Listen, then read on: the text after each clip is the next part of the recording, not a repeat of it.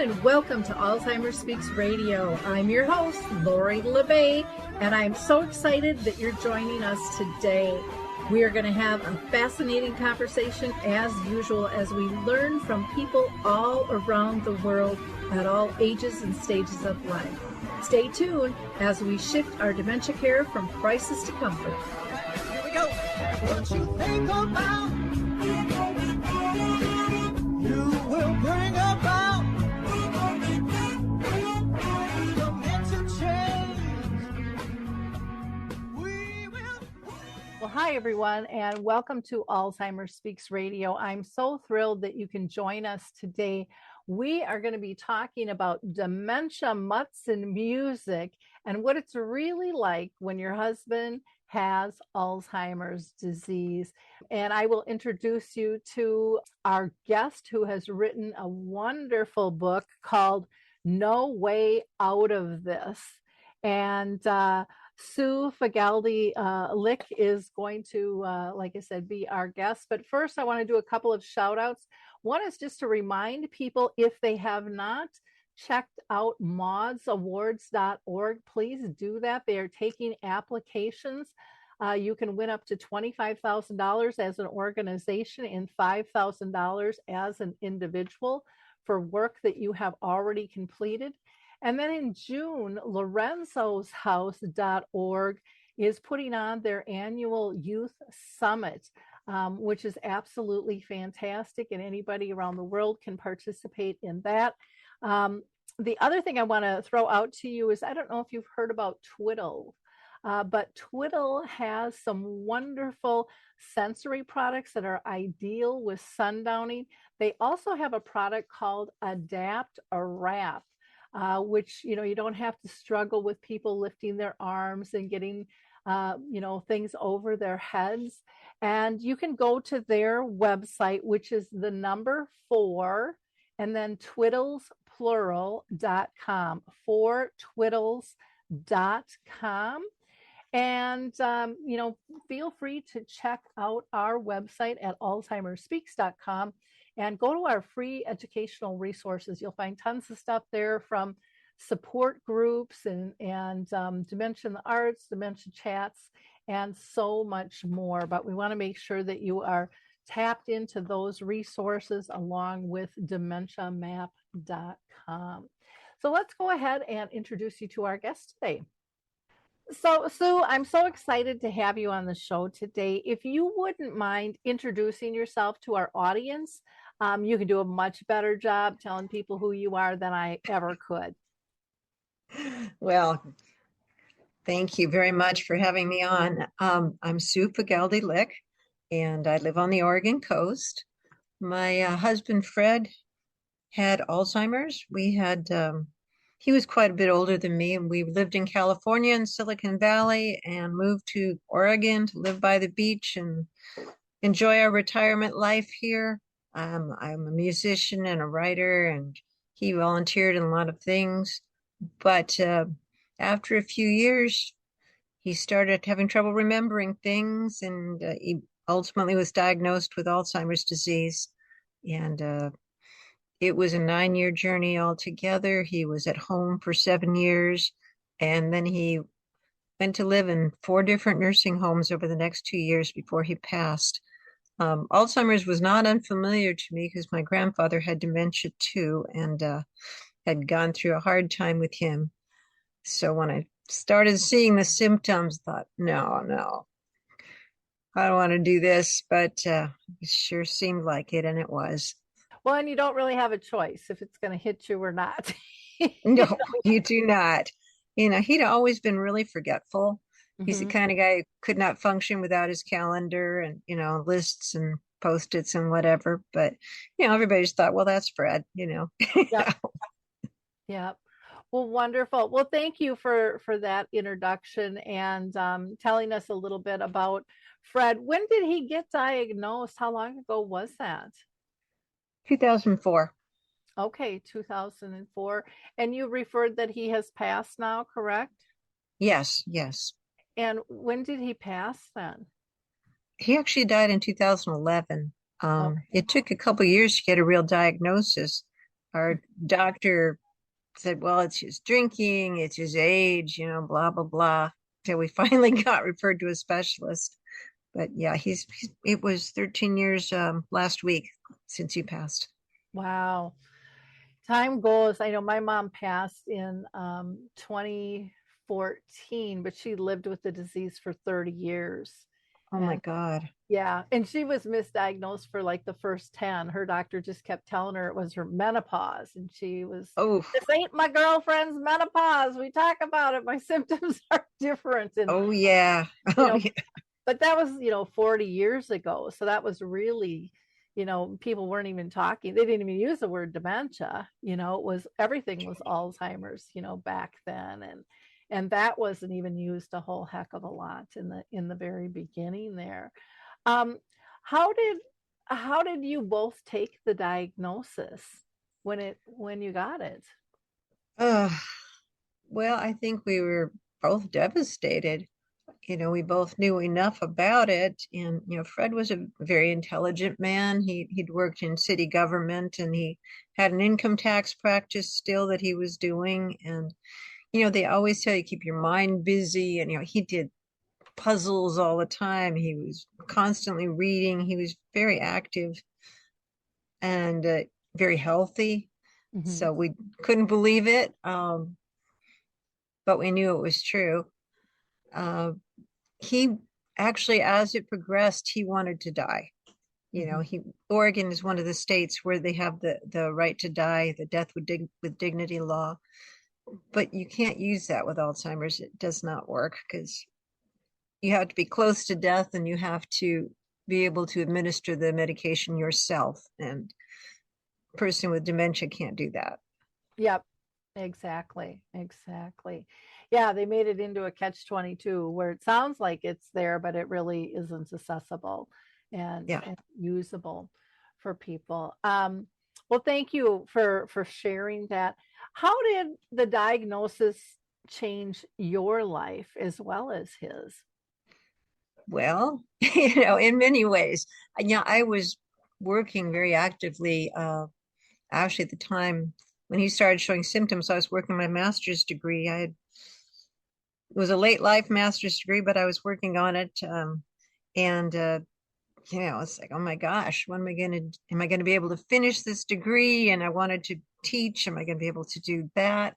I was freelancing for newspapers and magazines. And, you know, slowly but surely, the disease ate into my time and my attention as I had to pay more attention to him.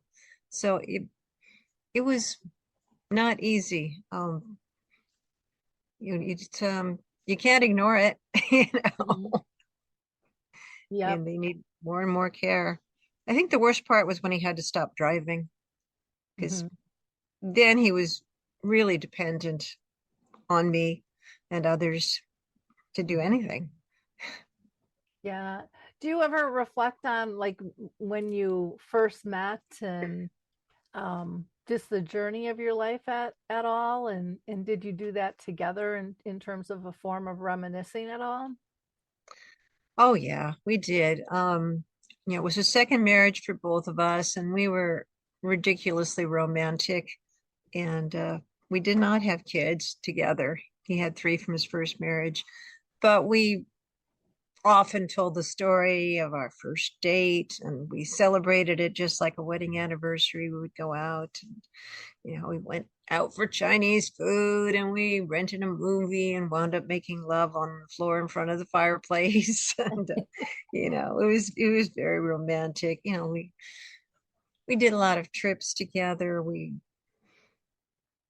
did a lot of lovey-dovey things. We did. We were still the kind of people that were holding hands and kissing and such. And we had a lot of memories together, and we talked a lot.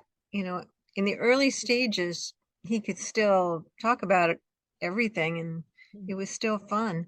Um, so it got so difficult later when you say, we, they showed a video at the movie at the nursing home about the Grand Canyon, for example, and I say, remember when we went there? Oh, I've never been there. It's like, his memories went away. But it was good while it lasted. Yeah. Well, one thing I hear from couples a lot of times is just, and it sounds like you had that close bond and stuff that, not only does the intellectual stuff change, but the physical touch and all of that as well. And that can be really devastating where someone might not know how to hold hands or give you a peck or a squeeze when you need one and want one, and some of that normalcy falls away. Did you find that in your relationship as well? Oh yeah, definitely. Well, we could still hug and hold hands, but sex fell away, and honestly missed it a lot. Yep. He just was not able to do it. So, there's that sort of thing that people don't talk about very much, but Mhm. that intimate part of the relationship goes away, and it becomes less like a romantic couple and more like you're taking care of him, you're mothering him, Mhm. so it's, like he's the little boy he used to be, and I'm his mom now, and it's not the same at all. Yep. And that's a huge shift to not be able to talk about, and I mean, some people choose not to, but some people just don't feel like it's appropriate or it wouldn't be a welcomed conversation. And yet it's such an important one, because it's part of who you've always been. And to Hmm? be able to understand the emotions that both of you are going through and what you're feeling. I just think all of that stuff is important to talk about, and that we need to create a society that's more open to hearing the truth. you know. Yes, yes. I joined a support group after we got the diagnosis, but most of the people involved were much older, Hmm. and it wasn't really, and they weren't trying to work, and they weren't talking about sex or anything like that. They were, dealing with much different, very old people Hmm. situations, people in their 80s, and so yeah, that's like maybe I should, I had a psychiatric nurse practitioner I saw, and she's like, "Well, why don't you bring it up?" It's like, yeah, no, I can't Yeah. bring that up with them. Yeah, well, wouldn't go well right there. Well, and people Huh. question, because sometimes people will have find another partner that meets those needs during this, and there's a lot of judgment because they don't understand what it's all about. And it's not that you love somebody less, but you have needs in other areas. And again, everyone, that's a private decision that I don't think, they should be listening to us on, because No, but it's true. I have a friend who actually divorced her husband when he was diagnosed with dementia, and part of it was financial, but Mhm. also she needed a partner, Mhm. and she did get a boyfriend and have a real relationship with him that she couldn't have with her husband anymore. Yep. And she still loved her husband and, visited him a lot, but he couldn't be a husband to her anymore. Yep. And some of those people bring their new partners with too, and they care together for them. And I Uh-huh. mean, there's no right or wrong way, to No, all of that. no. Now, you guys, you said you had lived in California, was family in California, and then you moved to Oregon, kind of away from people. Um, is that correct? Yes, yes, very much so. When we came to Oregon, the only person we knew was the real estate person who got rented us the first house. My family, there's not that much left of my family, but they're still back in California. And, Okay. and I thought they would visit a lot, but they're not traveling people. Yep. So when you moved, did you know that he had dementia at that time, or nope? So now No, not at all. here you are in a new place, and then boom, you get hit with that. What did you do for support? Well, I joined the support group, which a local psychiatrist hosted in her office. So I did that, and I have I'm pretty active in my church, so I had that. But there's not, we live in a rural area. There's not a lot of things that you might find in a big city. I Hmm. did sign up with a psychiatrist uh, which I had started actually when my mother died, which was sort of in the midst of all this. And Mm-hmm. pretty soon I was talking about Fred all the time. So we just sort of switched gears. Mm-hmm. And that was critical to me getting through this thing, I think, is you have to have somebody to talk to. Well, and I'm glad that you mentioned that. Some people, they don't even like saying, a therapist title or a name or admitting that they go, and there should be no shame in that, is my opinion. We need people to support us, and we have different people in our tribe at different times to do Mhm. that. And so thank you for sharing that, because I know that there are probably people listening going, I could never do that, or I don't believe in that, or I'm not sharing my dirty laundry, or I mean, they have got a list of reasons why they won't do that, but I don't think they understand what they get out of it, that it truly can help them process and feel not so alone, and help them with connections to make. And I'm sure there's other things maybe you might want to add to the benefits of going to a therapist. Yeah, well, I had been in therapy at other times before, so it wasn't so foreign to me. And you need to find the right person. I mean, sometimes you get someone who's really not helpful, Yep. um, you know. But I did wind up with a woman who was tremendous, Hmm. and she was willing to try all different kinds of therapies. I mean, there were times when we drew pictures. Hmm. She tried hypnosis, uh, EMDR. Lots of talking. She made me feel comfortable and loved. There was a hug, there was understanding, um, and she saw things I didn't always see because I'd come in and maybe I was feeling terrible a few days before, and I was like okay that day, and she's like, well, okay, but. How were you feeling before? And, what about that other day? Oh, yeah, well, I wanted to die, but, well, let's talk about that. Yep. Well, and we all kind of want to avoid things. So, and then when we feel like we're over the hump, it's like, oh, no, let's not go back there. I'm on this side now, and so, but I'm it, fine today. Just I don't want to be here. I'm fine, yeah, but you're not necessarily fine, and there's always something to talk about, and things like the decisions I was asked to make, along the way, and there's so many that we could talk through them, or she could say, you don't have to make this decision. Ask for help with this. Because yep. I'm not good at asking for help, but she was. That's something you have to learn in this journey. You have to.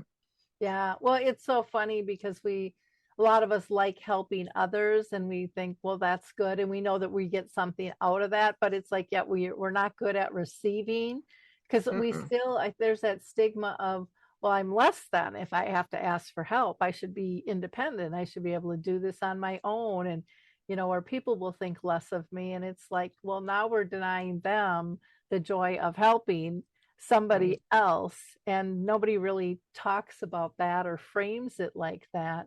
That we're here to work through this together. Now, in caregiving, there are a lot of impossible choices. Now that we're on the decision making, can you tell people some of those big decisions that are just like, there's no good answer, or how do I even attempt to try to figure this out? Well, it starts from, um, do you tell anybody Mhm. that he's got it, Yep. that you're dealing with this? Because once people know about it, they act differently. They treat him differently. They Mhm. don't trust him anymore. They don't see him as an equal anymore. And so, do you tell people? And when do you tell people? And it's awkward. We went quite a while before we shared the news, and people all took it differently. Some were like, "Yep, okay, we'll deal with that," and others were like, "No, no, no." His daughter was like, "Nope, nope. She's never going to forget me." And let's just get together and have a big party. And like, you can't really do big parties at this point. So everybody has a different reaction. Um, yeah, when you take away the car keys, he he drove to the appointment where his doctor said you need to stop driving, and Mhm. it was 60-mile drive over the hills to get to Corvallis where his doctor was. And he drove, and I slept while he drove. And the doctor did some tests and said, "You have to stop driving right now." And Oh, so wow. I know. So I drove home. But I'd noticed there were some problems, and he seemed to be like veering to the side a lot. So I'd be like, "Honey, get over, get over." And he's, "I'm okay. Don't bother me." But yeah, he had to stop driving. So that's a hard decision. He didn't fight it too much, but I know in a lot of situations, the person will do anything. Fred's father was getting into dementia when he died of a stroke, and he kept sneaking out the keys and taking the car out and crashing it. He Oh, kept getting geez. into fender benders, because he just would not accept that he couldn't drive. He was a car man from way back, and he was going to drive, by God. So Well, there's it was a good thing that you were licensed. I mean, there's some couples where he was the driver, and women. I've had a couple of women where, like, I have to go get my license. I've never driven before, and that's I really know. intimidating to do. And then you have some people, I talk a lot with people with dementia, and this topic comes up, and many of them say that they are either writing a letter to themselves and their family of when to take the keys away, or some of them are even doing videos saying, Mm, even if I tell you I'm still able to drive, I trust that you know best. And when I am having issues like these, stand strong, you know. And one of the things that they use is that if you don't think my grandchildren would be safe in my car, that's it. If I can't carry that precious cargo, I don't deserve to be endangering myself or others. And but again, they also realize that they might not remember that, but they're trying to comfort the family members, having these conversations mhm. earlier, which most people don't talk about Nope. um, until Nope. it's an issue. But I thought, well, that's smart because they understand how difficult this is and how people might second guess what's happening. And even when someone gives up the keys, we had one woman in our support group, her husband gladly gave up the keys. He's like, I get it, I understand, not a problem. Didn't drive for, I want to say, like 6 years. And then as the Mm. disease progressed, for whatever reason, he woke up one morning and got himself dressed early. And his wife's like, what are you doing? And he's like, well, I'm going to go get, the home health care person who, typically drives there. And she's like, no, no, no, she's not coming till later, and she'll drive, blah, blah, blah, go back to bed. Tucked him back in bed. And, they had separate bedrooms because it was too hard to sleep together. And many couples go through that. And she woke up and he was gone. Now he took the keys. She's like, I never hid the keys. It wasn't an issue. But all of a sudden it was. And he went missing for like 8 hours. Oh my God. And he ran out of gas. And the nice construction men filled up his tank, or gave him enough, gas to go. And then he got on a freeway the wrong way, and the police turned him around and said go home. And then they ended up tracking him down and pulling him over so that they can match him up with their family. But people can come off like everything's okay when it's not. It gets into reaction time and all of those Oh types of yeah. things. Yep. Yeah, driving is actually a pretty intense thing to do. It requires so many capabilities. Yeah, I remember, I don't have kids, but I heard that saying too about, would you let him drive your grandchildren? Mm-hmm. And there was a point where he wanted to take my dog to go get something, and it's like, I'm not sure she'd be safe, so you know, so Yep. yeah, that's one of those tough decisions. And when do you bring in home health, or when do you go to a nursing home? How long can you do it by yourself, and when is it time to Mm-hmm. change the situation? And it's so hard. I wanted to call in somebody to help, home health organization, and of course he's like, I don't need that. I said, Yep. well, I do. I need help. Yeah. The nursing home decision was kind of made for us because he fell and hurt his back and went to the hospital. And then all the doctors there were saying, you can't take care of him at home anymore. He needs Mhm. 24-hour care. Um, so he did go into nursing homes. But then, how do you pay for it? And That's then a huge one. it's And huge. It's so incredibly expensive. It's ridiculous. and it's gotten worse since the pandemic. I mean, and I hear Yes. more people saying, we thought we had a plan, but prices have gotten so high. We just Mm-hmm. can't do that. And as you know, I mean, that can affect the care partner's health, and take a toll with not getting sleep or hurting themselves physically. I mean, there's so many Yeah. Oh, different yeah, levels to it, that for people sure. don't really understand. And most families, from what I see, don't all chime in and help. There's kind of one lead Mm. dog, if that's the spouse or a daughter or a son or a neighbor. It doesn't really make any difference, but there isn't typically a united front. And so I always try to No, remind no. families, if you have that, you be grateful for that like 20 times a day. because, For sure. If you have because a it's, team and it's not just you, yeah. oh yeah, yeah, for sure. And because we didn't have that team, so that was difficult. And we live here. There's no adult daycare or anything like that here on the coast. Um, and then, the biggest decision that came toward the end was that he started having a problem, was a prostate problem, and he couldn't urinate. Mm-hmm. And we wound up doing surgery not to remove it. They wouldn't do it because of his dementia, but Mm-hmm. they put in a permanent catheter, and that was nothing but trouble. And, he never wanted a feeding tube or any of those other extreme measures, but we did that. And, was that the wrong decision? I'll never know for sure. Those last few months were terrible.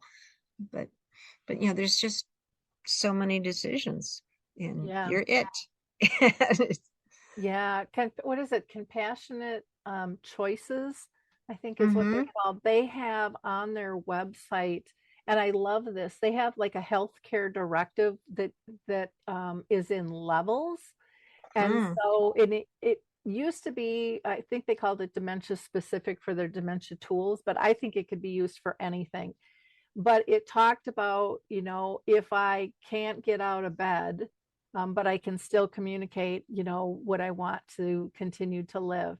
If I'm incontinent, I mean, it went through all these different levels and different combinations that you could mix and match, because usually it's not one thing or another. It is a combination and it changes It is. It is. in terms of what's what, and that can be added on to your regular healthcare declaration. But I just thought that was a fantastic tool, because I hadn't seen anything that combined those choices. And then you had like levels of care, I want to say 1 through 5, on what level do you want with what mixture, and you Mm. could change that and give examples. So because we don't think about those things, No, until you're in the ER and you've got it. Medical people saying, okay, what are you going to do? yeah. And it needs to be decided now. Yeah. Exactly, exactly. Well, what we're going to do is we're going to just take a really quick break right now. But we've been talking with Sue Fagalde Lick, and she is the author of the book No Way Out of This: Loving a Partner with Alzheimer's. And this is just such an important conversation. You can go to her website, which is suelick.com. She is on Substack, Facebook, Twitter, and Instagram, and we will have all of those links for you in the show notes. But we're going to hear about Q Blocks, which is a webmaster, really quick, and then we will be right back.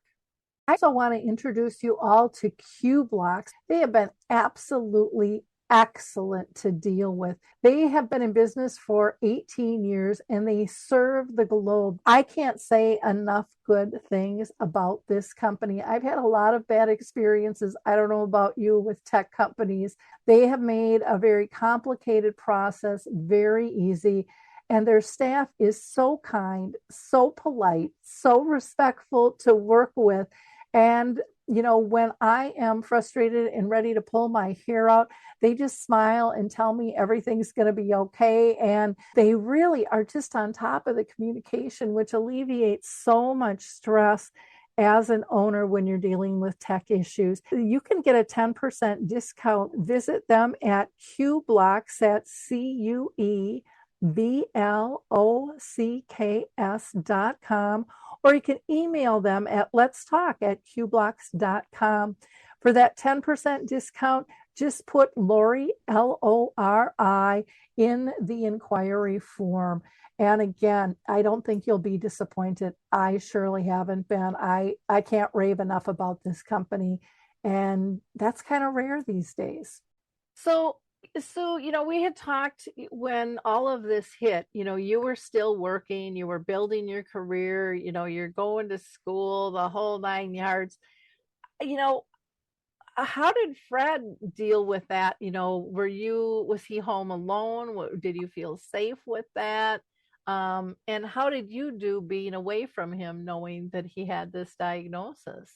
It was not good. I mean, at first he was okay, because the very early stages, you can still take care of yourself pretty Mhm. much. But, I was going away I did a low residency program. So I was going away for 10 days at a shot to Los Angeles to take classes and things. And then after I graduated, I was teaching at the community college. So, that takes a lot of preparation, and I'd be gone for a few hours at a time. And he got to the point where he didn't know where I was going. I try to set him up with the TV. He didn't know how to work it, and you know, it got to be like I couldn't leave him. And then I started hiring caregivers to be at home with him during those times. But eventually, I just had to quit the teaching job and slow down on things. I was promoting a book. I had a new book that came out in 2007, and I did a bunch of events that fall, but then I knew I couldn't do any more because I couldn't leave him anymore. You know, that book kind of flopped, but that's okay. That happens. But yeah, it was difficult to keep going, a lot of things. And the money thing was getting to be an issue too, because I had been doing a lot of unpaid musical performances and things, and now it's like, yeah, I can't do any more freebies. I'm sorry. So, that kind of faded too. I was working at the church still, and so that was hard. But he got so he didn't know where I was going. And actually, when he fell, I had just gone to town to run some errands and Mhm. thought, he seemed pretty good, and thought, okay, I can go for an hour. He'll be all right. But he wasn't, so Yeah. it's, And you yeah, don't know until they're not. I mean, yeah, it for seems sure. like everything is okay, and you just all it takes is one little trip, and life changes again. It's Well, and, oh, go ahead. well, in the earlier stages, it's sort of off and on. There are moments when they seem perfectly okay. Hmm. And then others where you go, oh my God, what's happening? And it kind of keeps going down steps, and, then it steps down another level, and you're like, oh, wow, we can't do that anymore. you know. Yeah, yeah, you kind of learn by trial and error, and Hmm. sometimes by crisis, because we don't have control over everything. We try to convince ourselves that we do, but we make the best decisions with the knowledge we have, and kind of move forward with that. Um, what advice would you give to care partners who are working and their loved one just got diagnosed? You've got to keep as much of your own life as you can. Mhm. So you have to ask for help. You may have to make some concessions, that's for sure. I mean, I never stopped writing, but, I didn't do as many things that took me away from the house, Yep. you know. So, he tended to go to bed very, very early, and I'm a morning writer, but I switched to, at night when he was in bed. And yes, you mentioned earlier that many couples get into separate bedrooms, and we did, because our time schedules were totally messed up, totally different. They became totally different. And so, I tried to keep as much of my own life as I could, and because you're going to need it when they're gone. Yeah. afterwards, you still have to have something to hang on to. Otherwise, there's this gap, which was 30 years in some people's cases, 9 years in mine, where if I gave up everything, I would lose myself and I would lose my career, and eventually I would lose my husband and I also would need money. I was getting paid to play music at the church and I needed that money. I needed every cent because, caregivers then were $20 an hour. Now it's more like $30 an hour. And in nursing homes, my God, it's 5,000 a month then, and it's more now. Yeah. And our A lot of savings them just are went over. away. You Yeah. know? Well, it's crazy the expense, of this disease, and people don't truly understand that, and it's not something that's just picked up by our government. A lot of people think, well, they'll just move in there and it'll be taken care of. No, it doesn't work like that, and it's a lot of work just to get your ducks in a row to see if you even do qualify, you know. We did get on Medicaid the last year or so because we ran out. When Fred had saved all his life, he'd worked two jobs to have money in the bank, and we used it all on his care and went on Medicaid. But yeah, they don't cover that much. No, no. It was so many restrictions, and it was so hard to get what little we did. And people went, "Oh, go to the VA," because he was a veteran, but he was never in combat. Mhm. And at that time, you had to have been in a war. Okay. Okay. And he was serving a peacetime position in Guam, which didn't qualify. 'Cause- Okay, interesting. Yeah, there's so many tricks and tips I think that people who have lived it can share with others to ease the process. Uh, did family understand the financial burden? Did you share that with them at all, or? I don't think they really got it. Mostly what I got from family is, why don't you move back to California? Mhm. Um, which it's so much more expensive there. We couldn't afford it, and it was too much upheaval for somebody with dementia. Mhm. Moving is hard when you've got all your senses working. Yep. And yeah, and so, it was not really possible. So people didn't understand. It's like, well, you moved all the way to Oregon and now you're on your own. My aunt did send us money now and then, so that was helpful, but I don't think anybody understands the cost until you're into it. Yeah, yeah. Well, and some families aren't comfortable sharing that part of it. And again, when you've got people who are long distance, they don't see it, they don't understand it. And so if No. somebody's on a Zoom or comes for a short visit or, has a short conversation, there's a lot of times they look at you like you're nuts. Well, dad's fine. I quizzed him. He knew who I was. He remembers his grandkids' names, and they don't know that maybe he's just agreeing to know because Mm-hmm. he doesn't want to disappoint either. I mean, my mom had great social skills, but she couldn't look out the window and tell you if she should wear flip flops or snow boots, but she could carry on a conversation with the best of them. And even when she was in the nursing home, a lot of times she would sit by the front door. People thought she was staff or a visiting relative because she could even give directions, what was what. And the nurses would joke, how does your mom know the inner workings of the nursing home? She knows everything about everyone. And I'm like, she was a great eavesdropper back in the day, and that's just a skill she has not lost. That's There was a lady at Fred's nursing home that I really thought she was staff, and I wanted to. They had this weird little organ that I wanted to play some music on, and she was showing me how to do it. And I thought, thank you. This is very nice of you helping me. I had no idea she was one of the residents with Alzheimer's. Yep. Yep. It is. It can be very hidden, and everybody is different, and yet society thinks they're going to look a certain way. They're going to act a certain way, and Mm-hmm. people could look at you and I, and one of us could have it, and they wouldn't know. No, It you can't tell really that. is. Yeah, it's an invisible disease until all of a sudden there's a symptom, or you can call it a behavior. I like to call it a symptom because a behavior is not too complimentary.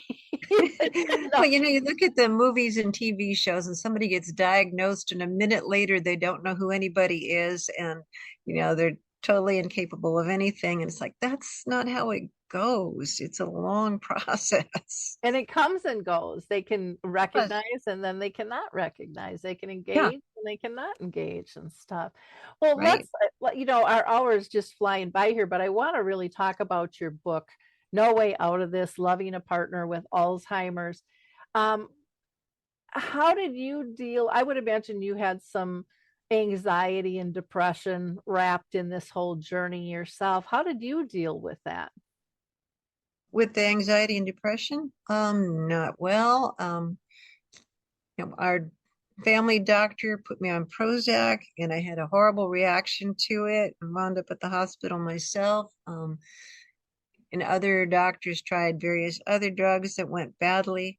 So, I cried a lot. I tell people I cried through 2009 and 10. I cried the whole time, Uh-huh. but I also wrote a lot. I'm, being a writer and a lifelong person who journals, I would write everything down. Hmm. So I had over 1,000 pages of journal stuff, by the time this was over. So, but it gave me a place to put it, something to Hmm. do with it. I don't know how people who don't write deal with something and get it out of their mind to put it somewhere so it doesn't drive them crazy, you know. Well, and I don't think they understand that that's even possible because a lot of people go, I'm not a writer. And it's like, it doesn't have to even be a formal sentence. You can write down words, it can be a poem, you can do a doodle that's going to remind you of a certain thing or take a picture. But just like you said, to be able to place it to, because I think when you put it in that journal, you're processing it consciously or Mhm. unconsciously, and there's a huge healing in that. And it's, to me, it's massive. I didn't Oh, it is. formally call it a journal, but I would write stories, and I still have those all packed away. I use them in keynotes and things like that, for a book, but I haven't put them together, and they're all kind of lessons learned in a fun, Hmm. easy fashion that I know that I have to get out there one of these days. And Yeah. but it helped me, remind me of, no matter how difficult it was, I still found a blessing in the process. I learned something, it made me stronger. If I wanted to get stronger or not, it didn't make any difference, but I was going to get stronger through this process, after I wiped my tears away and whatever. We need that book. Yeah, we need to do that. You learn through all of that. You grow through those experiences. And people like to blame everything on dementia. And I would imagine that you have found this true as well, that some of it was just the way your relationship always was. You Oh, know, yeah. it's We not still the had fun. dementia. Hmm. We still Yeah, had fun, you know. yeah. And that's still there. But I think, when you get that diagnosis, and to me, this is one of the number one priorities I think that needs to change. When the doctors say, here's your diagnosis, here's your prescription, here's your appointment, get your affairs in order. They're not telling you there's life with dementia. They're not connecting you to support services, No. because they don't need them. And that needs to change. We have, this big swath of support for cancer, for heart disease, for diabetes. And this has only been around about 100 years. It's a baby disease, Mm. even though it's But yeah, affected a lot of people. when Fred was diagnosed, I really expected that somebody would sit down with us and talk about it, what we were facing, what it was all about, where we could find help and all that. And as you said, it was, here's your prescription, here's your next appointment, adios. Yeah, Good luck with yeah, that. yeah. And you go to Google, and then you're like, oh my gosh, if you weren't depressed, you sure are now. Because, but there's so many wonderful books. People are talking Mhm. about their journey, they're sharing their knowledge. There's support groups on Facebook and Instagram, and I mean, all kinds of ways you can connect if you can't, because some people can't leave the house, or you can attend a Zoom meeting. Um, Yeah, that's new. That wasn't available then. But the Alzheimer's Association has so much online, and you can call them and talk to them It was Mhm. extremely helpful. Yep, exactly.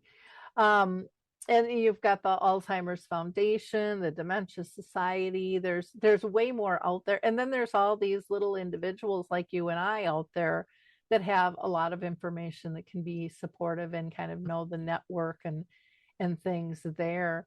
Um, I wanted to, I loved the chapters in your book because I can just picture these things. Movie, what movie? It's like, we didn't go to a movie, or what are you talking about? Or naming it, looking at something and, so many times I would hear people, well, just take your pills. They're on the counter, and they'll go and they'll say they took their pills, and then the spouse will come home and the pills are still there, and they're like, well, why did you tell me I took them? Well, because that's what you wanted to hear, you know and, and so there's just all of those little glitches in the brain of Hmm. disconnect. I remember you've got Giving Up the Keys, Zombie Days, Back at the Piano, You Live Here Now. I can't imagine how many times that is said, to people. You've got You Talking to Me. You have got the Onesie, Off the Cliff, Catherine's Hands. They're all of these just kind of pull me in. I just think you really, Giving Thanks, Weepy Christmas, that just tell a story in themselves, or people will be drawn in of, well, what does that mean? And you've broken it down into nice little chunks to be able to swallow, which is you know sometimes these books can be really overwhelming, and people think everything in them is going to happen to them, and then they just put it away like, no, I don't want to hear that. um, but pulling in the love and the humor along with the pain and the grief that goes through the process, I think it's important to kind of even that out with all of that. So what kind of reaction have you been getting from people with the book? Well, it's not officially out Mhm. yet. People who have read it have really enjoyed it. People are identifying with the things that happened to us. Every story is different. It really is. But yeah, I'm nervous about it, you know, because we're sharing a lot of personal things and things that aren't too bright and shiny. But it's an important story, and I think people need to know what happened. And I like that I was able to go into the nursing homes and tell. There aren't that many books that do talk about what it is like in those places. Mhm. Yep. What now, you said that the book's not officially out yet. When will it be official? June 25th. June 25th, and then it will be available on Amazon and your website as well, or It'll in. be available everywhere books are sold. Mhm. You've got Ingram as the distributor that bookstores can go to, and it will be on Amazon, ebook and paperback. Okay, wonderful. Well, that's exciting. Um, you take us on that tour of kind of four different homes where he stayed. That's a lot of homes in a It short is. period of time. How did you both adjust to that? And what did you see? Can you tell us a little? Yeah, the first one, the hospital sent him, was a rehab place that's just across the street, really, from the hospital. And they said, you know, he's got time, don't worry, we're going to keep him in the hospital a few days. And then they called and said, we're sending him over there right now, which meant that he wasn't in the hospital long enough for Medicare to cover it. Hmm. And they weren't labeling it acute care. So they wanted me to show up with $7,000 and a week's worth of clothing within the hour. And they moved him. It was awkward. He didn't understand what was going on. There really wasn't much rehab happening. Food was lousy. It was not good. And everybody that's been to that place is like, no. And then there was a new adult foster care place being opened in our area, and I moved him there. and it was pretty, but he never understood why he was there, and he kept begging to come home. And these people knew nothing about Alzheimer's. They really didn't know how to take care of him. So he had nothing to do all day and was lonely. And he gets, I'll be good. What did I do wrong? Take me Oh, home. that saying, I'll be good. That is Oh, so common. It breaks my heart every time I hear it. we'd go and he'd cry every time. And then the people who went around the place would be like, I don't understand why he's so depressed. Well, come on, lady. You would be too. Yeah, if you were treated like this and dealing with this. So we wound up moving him to a memory care center in Albany, Oregon, which was 70 miles away. But that was their specialty, and it was a pretty good place. He was there the longest.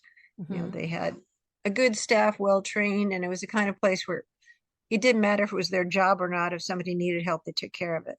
So that was a good thing. But they couldn't handle medical situations.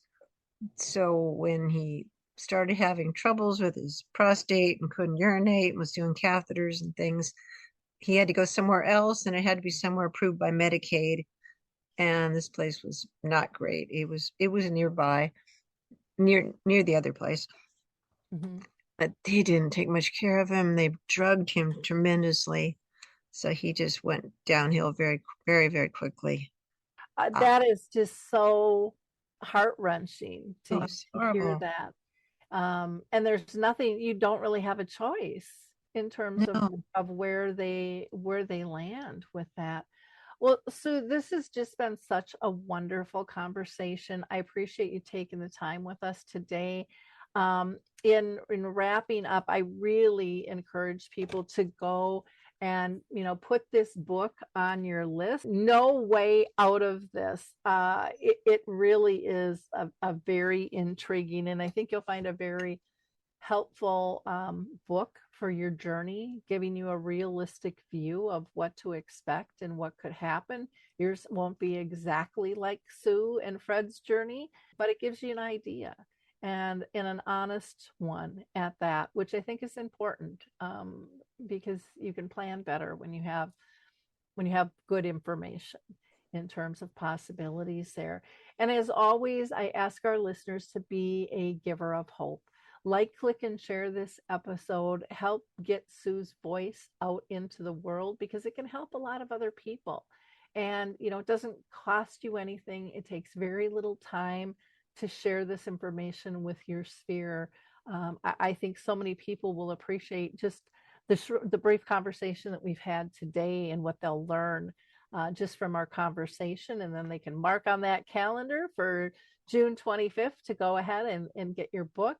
Again, you can go to her website, SueLick.com.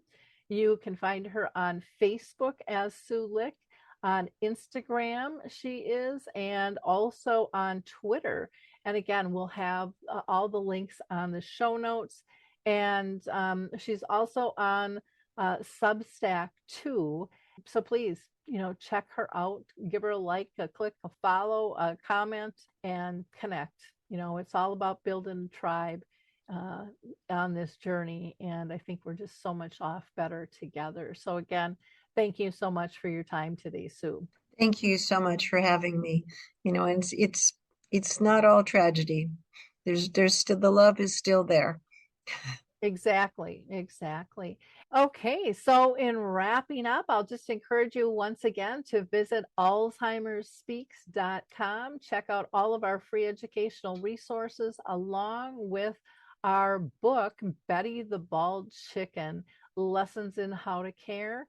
And we also are the co-founders of Dementia Map, which is a global resource directory, which is free. So it's free to use, and anybody who has a service, product, or tool that wants to be listed, you can partake in that through the site, or reach out to me. I'd be more than glad to give you a private tour as well.